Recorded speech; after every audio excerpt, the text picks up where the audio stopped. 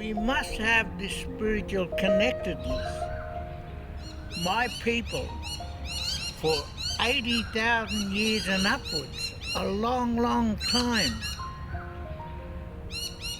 always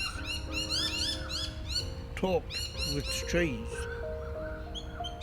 and lived with trees, because what it produces for us is so important.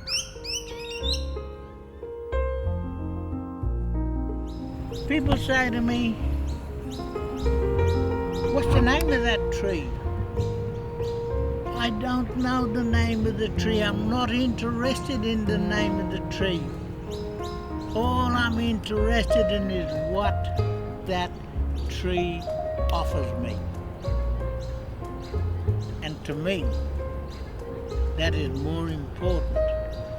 But I give it thanks, and I'll call it this fella or that fella. See? I won't put a name to it. Because if I put a name to it, the name then separates my spiritual connectedness to it. So I've got to keep that spiritual connectedness to that little old tree who can give me so much.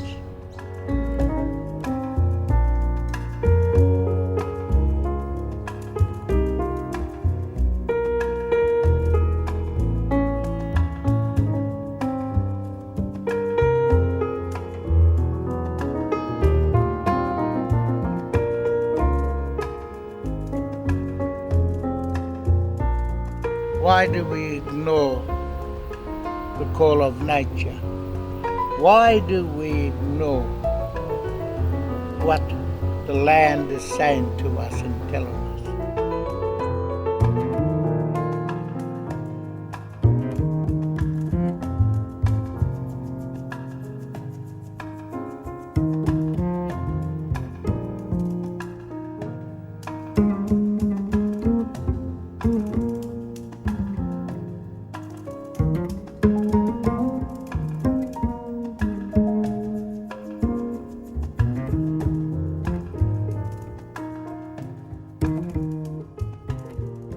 Look at the simplicity way of life. Not look through a vial and through a thing of what they've invented. See, inventions are not that good. Birthing is. The birthing of plant life, the birthing of nature is so important. Yeah, so very important.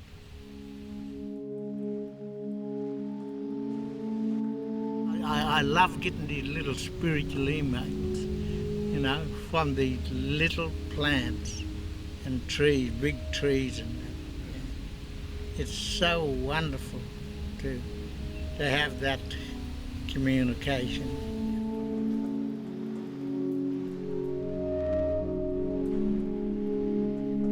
Oh, when I was young, I run to my to my auntie, crying. She said, "What's up with you?" And I said, "I saw a goonj in the tree." A goonj means spirit in our language. She said, "Ah." My auntie said to me, "No, no, no." She said, "Yeah, you seen a goonj, but that's not there to hurt you. That's there to show you that there's more life than just that tree. That's what's in that tree." And that was a great experience for me. And from then on, you know, I used to love looking for these spirits, you know. And in my years, in my 30s and that, when I'd be walking through the bush, I used to go, "Ooh, what's that?" And I'd turn around and I'd look, and here would be a tree there, and it's like if it's doing something, you know, having a go at me. You know what I mean? Having a go at me is saying, you know, "What are you doing here?" did you ask for permission? And I think, yes, I did. You know, so I'm even communicating with trees like that. When I talk to trees, you know, people think I'm a loony. No, they think I'm mad, but no. Why? The one good thing about tree life is you can talk to it. It mightn't talk back to you in voice, but it can talk back to you another way. And you don't have an argument with them. There's no right or wrong with them. You know, and that's what I love about communication without voice with trees and plants. That's what I love.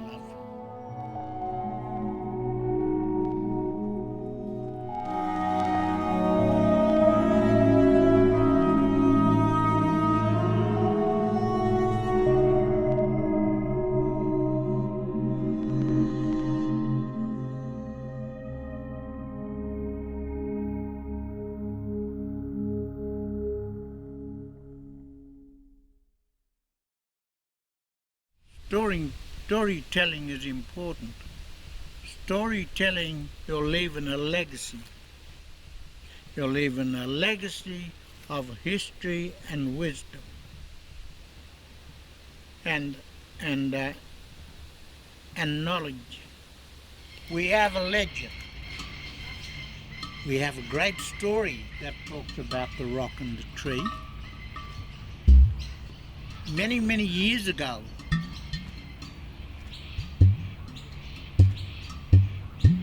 when right on the side of a hill like this, and there was a river, there's a river down there. So many years ago, and the rain kept coming down and it was washing everything down into the river. But the tree said, oh my goodness, if it keeps raining, I will fall and be washed down into the river. And then the rock said to the tree, wrap yourself around me and I will hold you and save you from going down into the river. And as the rains kept coming, then the rock said, oh, I'm losing stuff here. I too now might tumble into the river. And then the tree said to the rock, fear not, little rock, but I will now hold you the same as you held me. And in that unity of helping each other, they still stand together. And it's a wonderful story of how we teach our children that they must look after each other and that they must always hold on to each other in crisis. So there's just a little bit of proof of that story.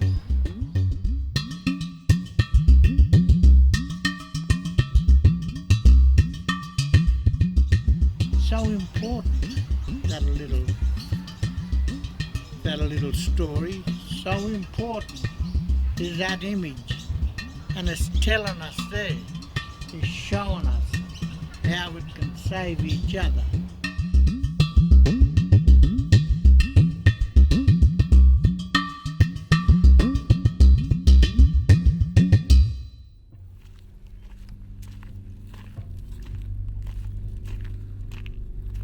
Have a look at this fella here, you know, another flimsy little thing that is now shot up, growing up,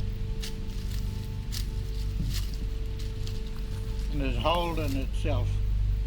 Look at that. And it also had a little little plant, a little vine growing on it. So see how it's supporting the other one to come up? You can see it's winding its way around so it can grow up to reach the sun. And this little tiny, little flimsy tree is helping that flimsy, look at it, look, flimsy little vine. See? Simple little things. So minute, so simple. But sometimes people have got to have a degree to try to understand that. You know? No. Why do we ignore the call of nature? Why do we ignore what the land is saying to us and telling us?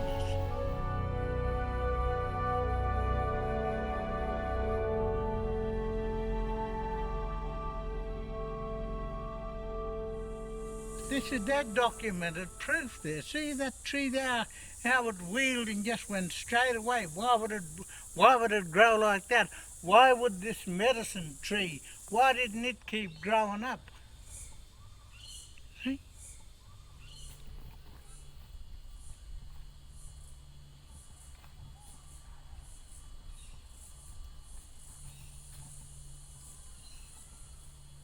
I never ever call a tree a dead tree, because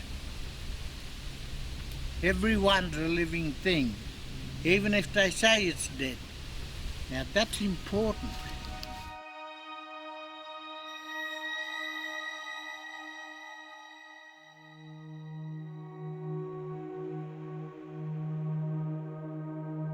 That was a great lesson from my old grandfather. He told me to get off that tree, and I said, but Pop, it's dead.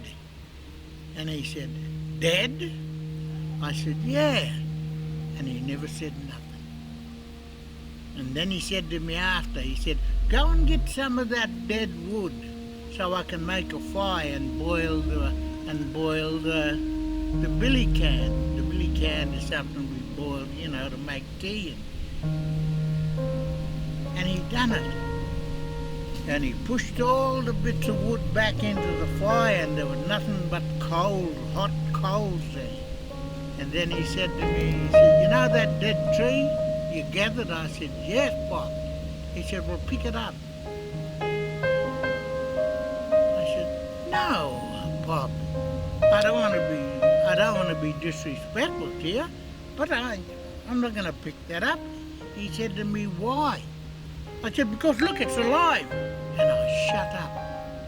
I knew exactly what he was demonstrating to me.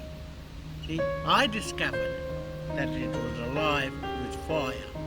I discovered that it was alive with the energy of grandfather's sun.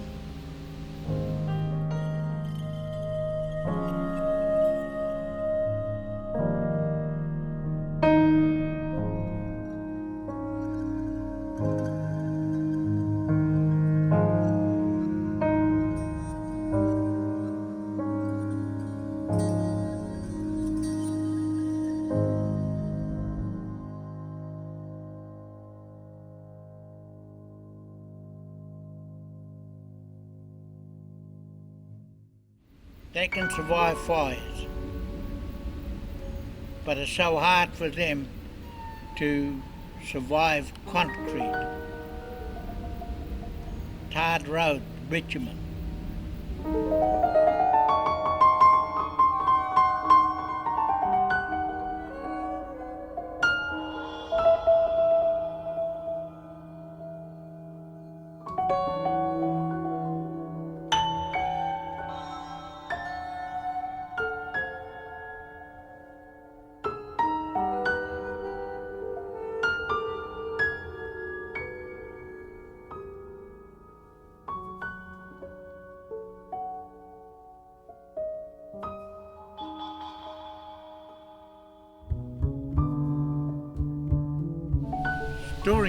Storytelling is important.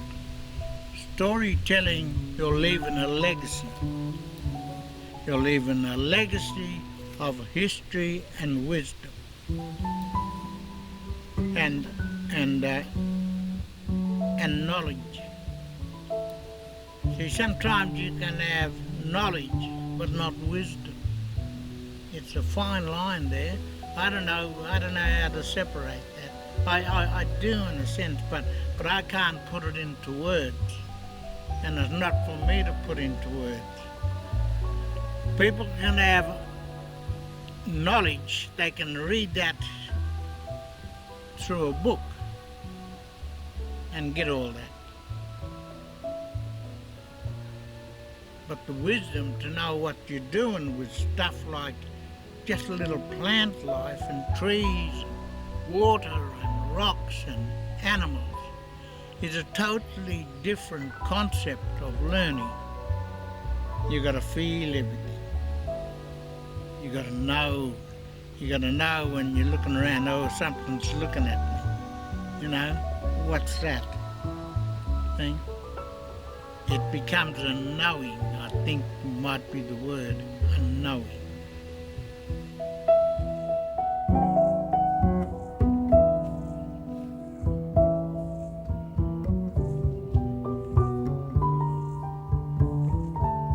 A lot is lost, yeah, because of European education.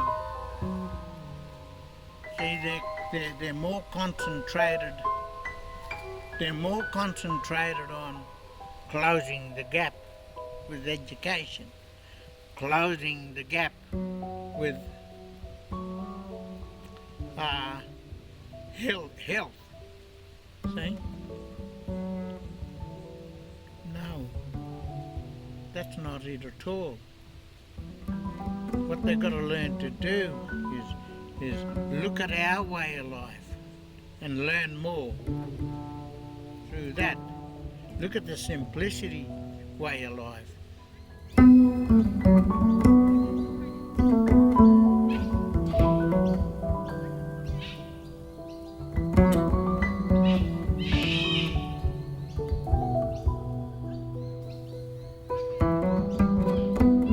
Look at this skinny little one here. It's gonna grow big like that old one over there. It's gonna get big like that. But look, the leaf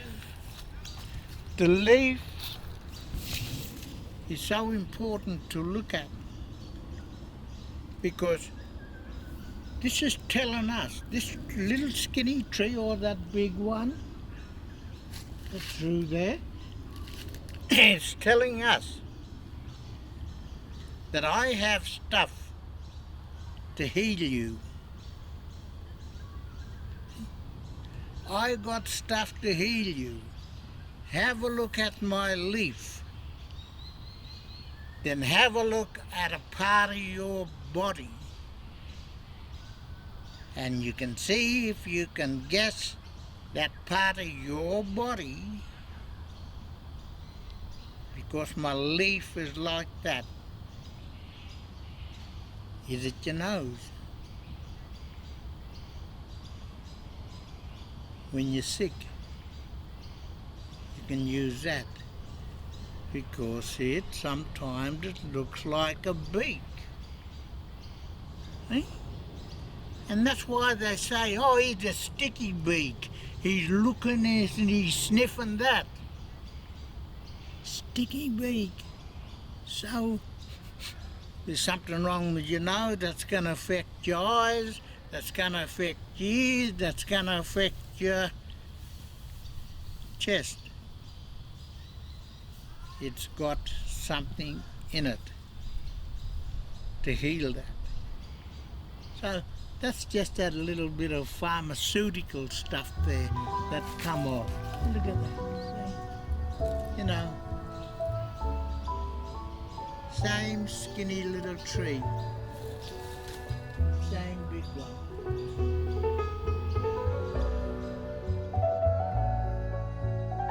If you've got a bad toothache, you put that on your tooth and instant, it'll stop your toothache. There's another little plant that's so important. And you drink it as a tea, or while you're having your tea, you're having medicine also.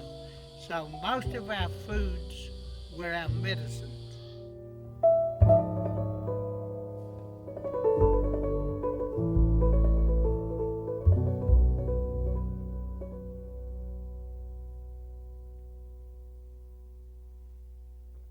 See, I call that bush my supermarket. My supermarket, my butcher shop, my baker shop, my pharmaceutical places. So now you can see my love of trees and why they're so important to me as an elder, and who just want people to leave them alone, so that they do no harm to anyone, but they're standing there holding the medicine for us, can give us shelter when it's hot, changing the carbon monoxide into oxygen for us. So why should we desecrate them? Why should we as humans get rid of them? Let's see. These are things that we've got to really look at.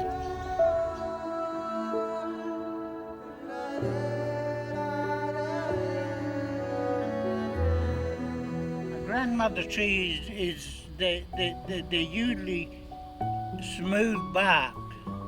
They've got a very smooth bark. It's like the soft skin of a woman, and that's what our grandmother trees are. When you see them younger, they're just so smooth. It's just like the young female in her teens and then in her 20s. But you know, we're getting into that hundreds there. You know, but you can still see a smooth bark. So how is she doing that?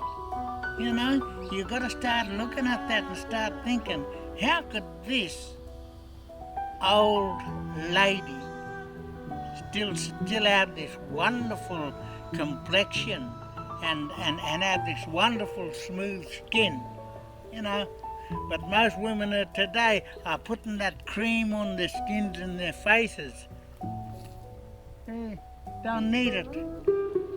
This old lady here doesn't need it. See, that's a comparison and just what the human is and the nature woman. See, at times if you look at these trees at night, sometimes you see the spirit of the tree, and it is so beautiful. Some people get frightened when they think they can see a face within the tree, or they think they can see a face somewhere there. You know, it's just a shadow at times, but yet people will get a bit scared. They say, no, I don't like that tree. Even my people, they say, oh, that tree give me the creeps. See? It gives them the creeps because they see the spirit in it and they feel the spirit in it. And that's what we should all be doing.